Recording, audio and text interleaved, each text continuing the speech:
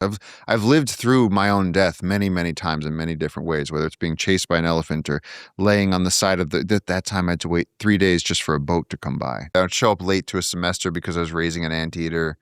My great Didn't I hear that you nearly died because of raising an anteater? well, I got a really bad staph infection. I got a MRSA infection across my whole body. My whole face was rotting off, but I have this really bad habit of trying to walk it off. I chopped most of that tendon and I was like, oh, I'll walk it off. The stingray one, I'll walk it off. And so I got this horrific infection. I kept going, at some point it's got to get better, right? No, an antibiotic-resistant staph infection will eventually kill you. And so I was taking care of From an anteater? Absolutely not. From a hospital. So what's this got to do with the anteater? It just happened while you were looking after an anteater? Well, because the only reason I didn't go home and get help was because I had this baby anteater that needed me. So I kept letting the infection get worse weeks and weeks and weeks. My body was so that you could look after the anteater. She needed me.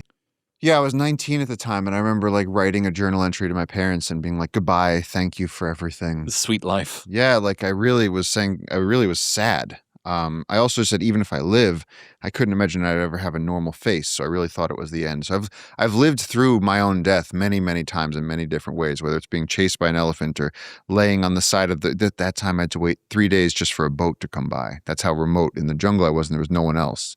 So when I finally realized I was in trouble, I said, I got to get a boat. Well, there was no boats. So you lay by the side of the river and you have all these pustules of infection boiling out of your skin. And so the flies are feasting on you. And I lay in that state for several days before the only boat coming down river was a poaching boat stacked with the carcasses of animals. So more flies, dying spider monkeys, crocodiles, macaws, all things destined for the illegal pet trade. And I laid on that boat for 2 days on the way back to town. Finally got to the first town with a telephone and called my mother and I said, you got to get me out of here. She got me a plane ticket. And the next day I got on a plane. Everybody moved away from me at the airport. It was like fish moving away from a shark. People would look at me and they'd hide their children. I mean, I was leaking out of my face, yellow and green pus. I had my hood up like a freak. And I arrived, somehow they let me on the plane and I arrived at JFK.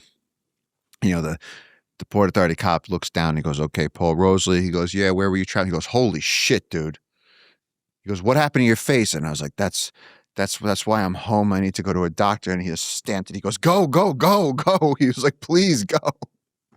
And I went to the hospital and spent 4 or 5 days on full IV antibiotics to kill the infection and bring me back. And the doctor said, if you'd waited just a little long, a few more days, they said we wouldn't have been able to bring you back.